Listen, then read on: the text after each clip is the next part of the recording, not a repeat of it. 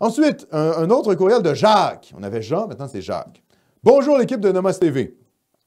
Alors, c'est une question sur l'indépendance québécoise. Un futur Québec indépendant aurait-il beaucoup à craindre pour sa souveraineté nationale dans le Nord québécois? Le pire danger par rapport aux États nordiques étrangers viendrait-il des Canadiens ou des Russes selon vous? Bien évidemment des Canadiens, parce que le Canada ferait des revendications territoriales. Et ça suit la troisième question que pose Jacques. De potentielles volontés séparatistes de la part des populations inuites ou amérindiennes seraient-elles sérieusement à redouter? Les Canadiens ou les Russes pourraient par exemple agiter ces volontés pour déstabiliser la souveraineté de l'État québécois dans l'Arctique et le Nord plus généralement. Tout à fait. C'est ce qu'on appelle le partitionnisme. L'idée de partitionner le Québec, hein, finalement le morceler.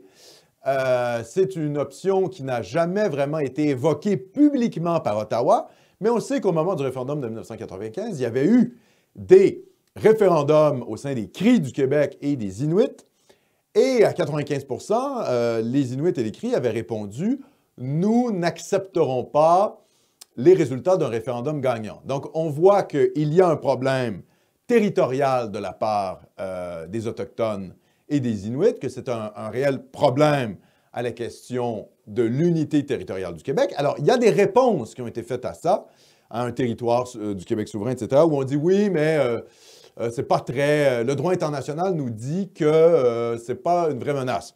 Sauf que le problème, c'est que le droit international n'est pas appliqué par un État international ou par un État mondial. Il n'y a pas encore d'État mondial, hein, n'est-ce pas? Et que donc la force prime le droit. Hein?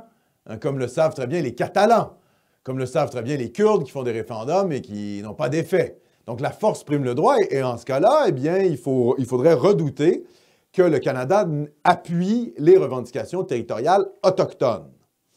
Donc c'est un vrai sujet, c'est un vrai enjeu. Je pense que c'est un enjeu même majeur auquel les séparatistes québécois, dont je suis, doivent s'atteler. Ils doivent s'atteler à la tâche pour cette question-là, parce que, contrairement à ce que les espèces de gauche, un peu gna gna gna, boubou, gaga, essaient de nous faire croire, fonder un État, hein, arracher le Québec au Canada, ça ne se fera pas sans tension diplomatique.